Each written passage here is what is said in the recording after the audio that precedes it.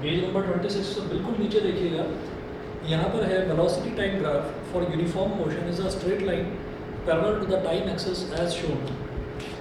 Velocity time graph for uniform motion. Uniform motion का मतलब क्या है यहाँ पर? यहाँ यूनिफॉर्म मोशन का मतलब है कि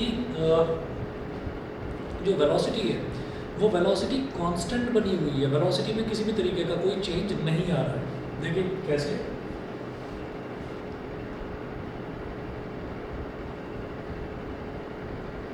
velocity time graph for uniform motion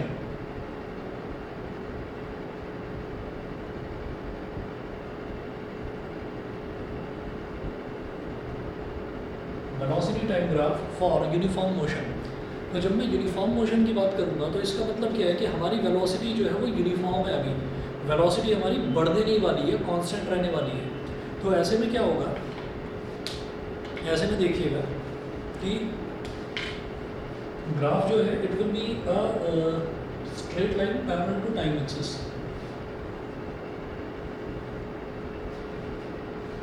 तो यहाँ एक्स एक्सिस पर हम लेंगे टाइम और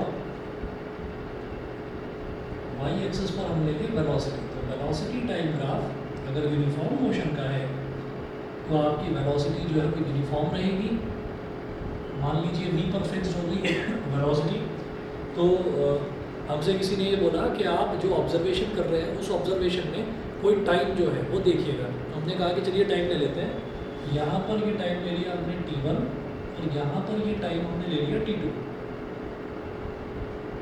तो t1 और t2 और t2 के बीच में ये एरिया शेड कर दीजिए।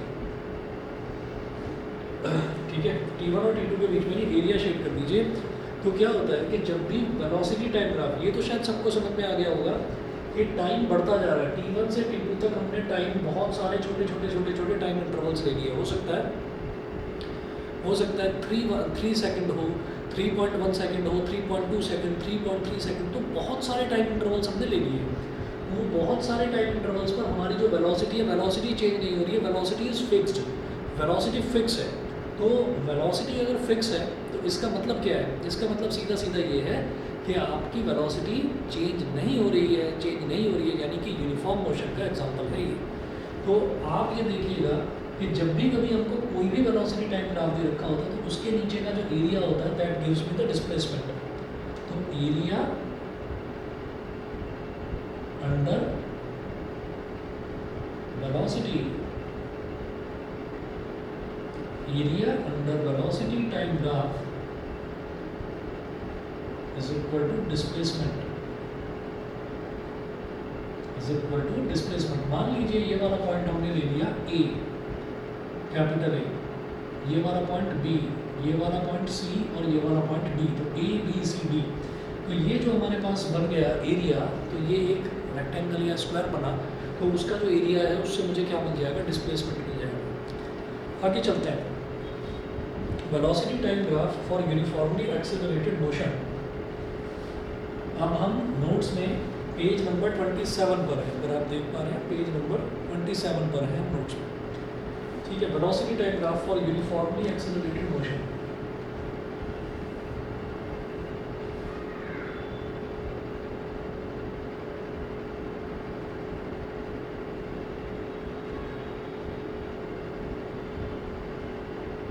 Velocity time graph for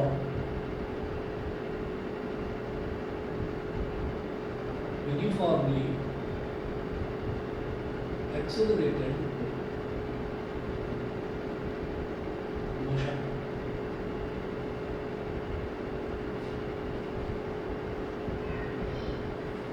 For uniformly accelerated motion।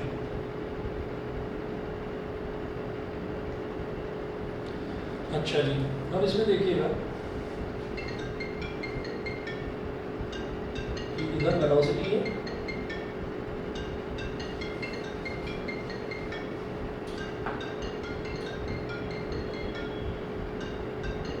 एक मिनट वेट कीजिए प्लीज़। हेलो, हाँ जी,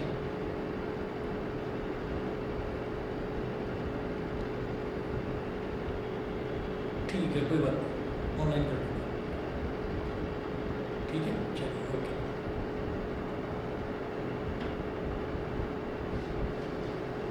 तो वेलोसिटी है और यहाँ पर हमने ले लिया टाइम, एक्स एक्सिस पर हमने ले लिया टाइम।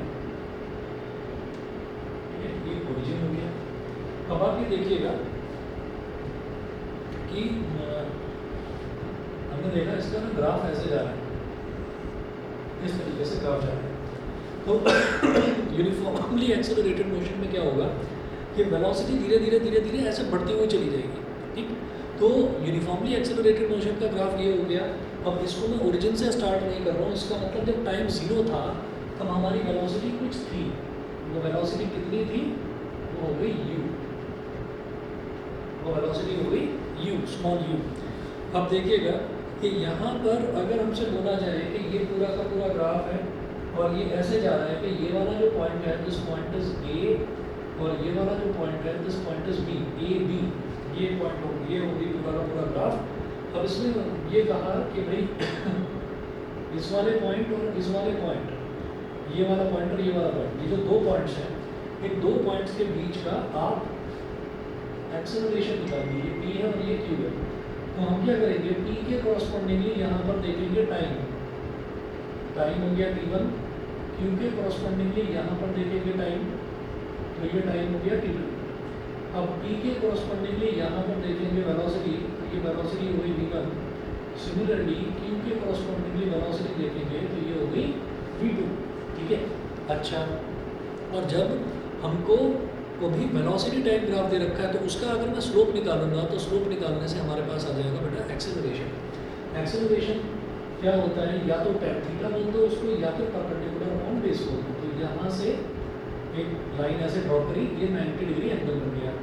अब देखिए ये जो V2 है, V2 का मतलब यहाँ से लेकर यहाँ तक वाली पूरी लेंथ V2 है, यहाँ से लेकर यहाँ तक वाली लेंथ पूरी V1 है।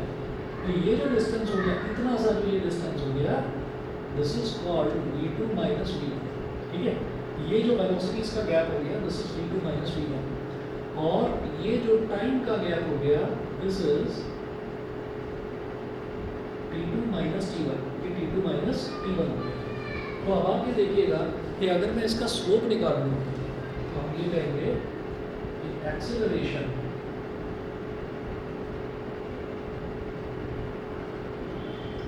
Is equal to slope of PQ, slope of PQ। और PQ का स्लोप क्या हो जाएगा, अगर ये वाला पॉइंट अगर मान लीजिए R है तो परपेंडिकुलर अपॉन बेस, तो QR upon PR, QR upon PR। अब QR कितना है, V2 minus V1।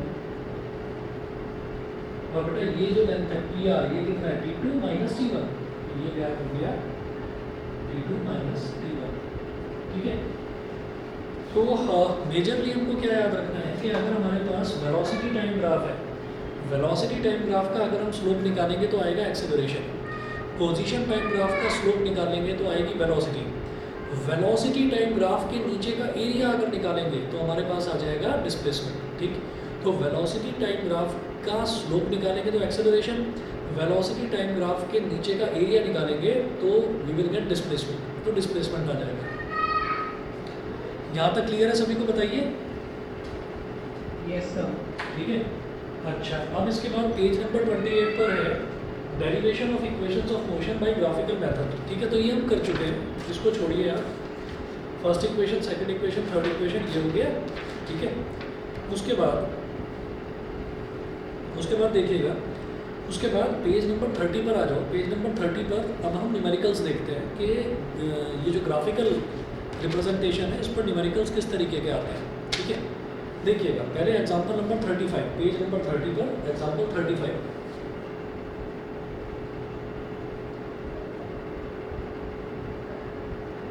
Example number 35, हाँ जी, एग्जांपल 35 देखेंगे। From the top of a tower a ball is dropped to fall freely under gravity.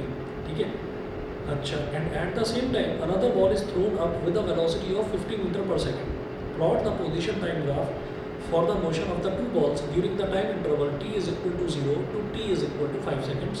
Take g is equal to 10 meter per second square. ठीक है, graph बनाना है। Graph बनाने के लिए हम जो है कोई भी 2 या 3 पॉइंट्स ले लेंगे, ठीक है। तो यहाँ पर 2 पॉइंट्स दे रखे हैं, 2 पॉइंट सफिशिएंट है। देखिए क्या है, from the top of a tower a ball is dropped. तो अभी क्या है कि पहले तो एक वैसे ही एक डायग्राम बना लीजिए खुद की अंडरस्टैंडिंग के लिए। हमने ये बोला कि ये मान लीजिए एक टावर है,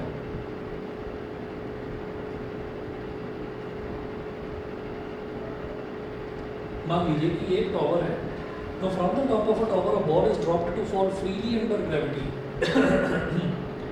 and at the same time another ball is thrown up with a velocity of 50 meter per second. Plot the position time graph for the motion of the two balls during the time interval.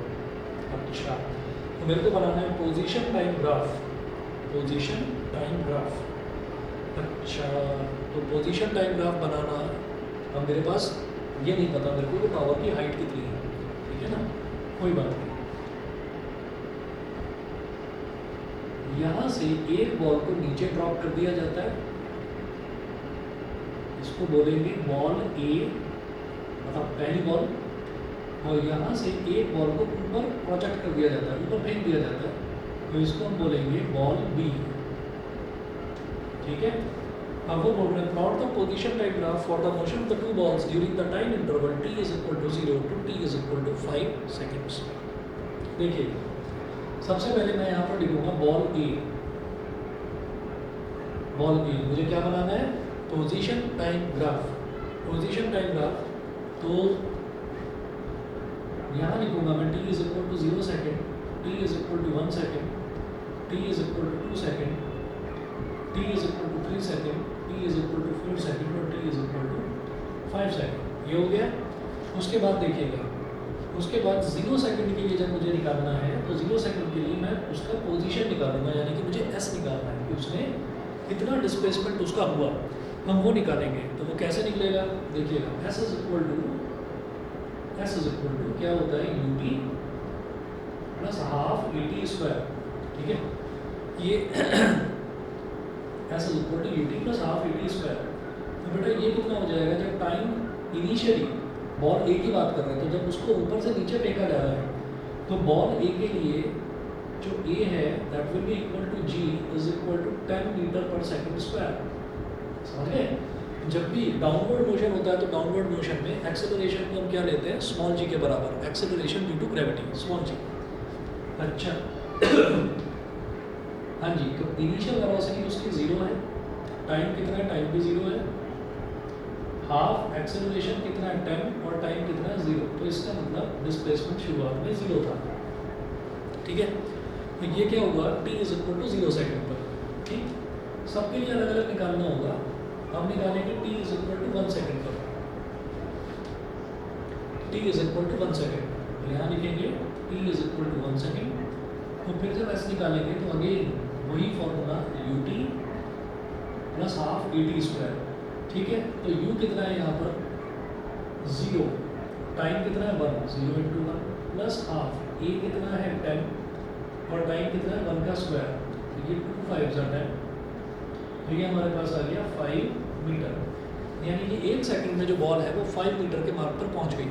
उसके बाद t is equal to 2 second, t is equal to 2 second, तो s कितना हो जाएगा ut plus half at square, वही सही। Initial velocity हमारी 0 है, 0 इंटू एनीथिंग, कुछ भी हो, 0 इंटू 2 0 ही रहेगा, प्लस हाफ एक्सेलरेशन कितना है 10 और टाइम कितना है 2 का स्क्वायर, 1 2 से 1 2 कट गया, 2 10 20 मीटर। इसका मतलब अब बॉल 20 मीटर डिस्टेंस ट्रेवल कर चुकी है।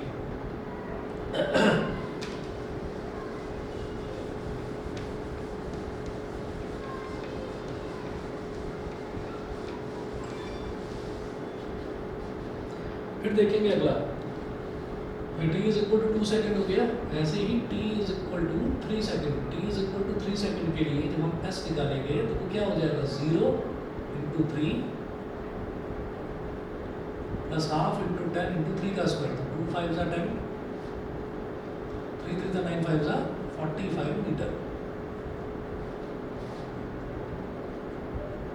t is equal to 4 seconds, तो s is equal to 0 into 4 plus half 10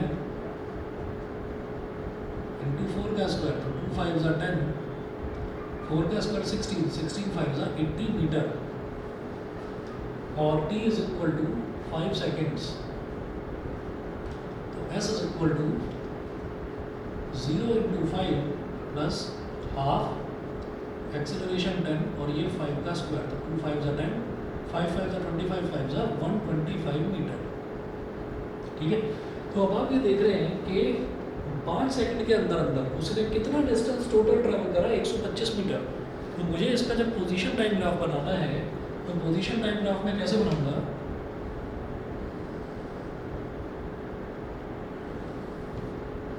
यहाँ ले लिया हमने टाइम स्मॉल टी इन सेकंड्स। सभी को समझ में आ रहा है, बता दीजिए भाई। Yes sir. सभी को क्लियर है? ठीक है, अब यहाँ पर क्या करेंगे, यहाँ पर लिखेंगे हम इसका डिस्प्लेसमेंट लिख दो या पोजीशन लिख दो, उसमें कोई गलत नहीं है, एक ही बात। इधर 0 लिख दिया। अब आप ये देखिएगा कि ये 5 फिर 20 फिर 45 फिर 80 फिर 125। ठीक है, तो मेरे लिए इतना बड़ा ग्राफ नॉर्मल पेपर पर बना पाना मुश्किल है।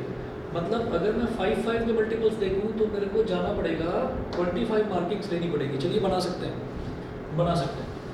हमने क्या करा, 1 2 3 4 5 6 7 8 9 10 20 9 10 11 12 13 14 15 16 17 18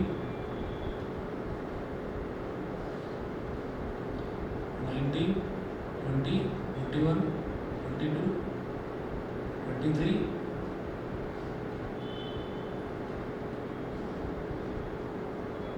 24 और लास्ट में 25। तो 25 का मतलब क्या हो गया बेटा, 125 मीटर, फिर 120 मीटर। तो मुझे सारे नहीं दिखाने, मुझे सबसे पहले देखना है तो 0 वाला मार्क है 5 मीटर, तो 5 मीटर में इधर मार्क कर दूंगा, सबसे नीचे ये 5 मीटर वाला मार्क। फिर अगला 5 का मल्टीपल है तो 5 4 20, तो 4 काउंट कर लो, 1 2 3 4, तो ये वाला हो गया 20 मीटर। फिर अगला वाला क्या है हमारे पास 45 मीटर, तो 5 9 45, तो 9 मार्क कर, 9 वाला काउंट कर लो, 1 2 3 4 5 6 7 8 9, तो ये हो गया 45 मीटर। अगला क्या 80, तो 5 16 का 80, 16 वाला तो 9 यहाँ पर था, 10 11 12 13 14 15 16, तो ये हो गया 80 मीटर। और 80 मीटर के बाद सीधा 125 मीटर।